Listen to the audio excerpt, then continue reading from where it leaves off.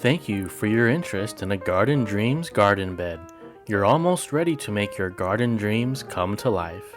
Before you open your box, the first step is to prepare your surface. Prep the soil beneath the location for the garden bed and make sure the surface is level and wide enough to accommodate the raised bed. Now you're ready to assemble the garden bed.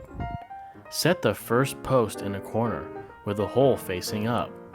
Slide one board tongue down through the groove on the post. Set another post onto the groove on the opposite end. Continue to connect boards to posts, making sure post holes all face up.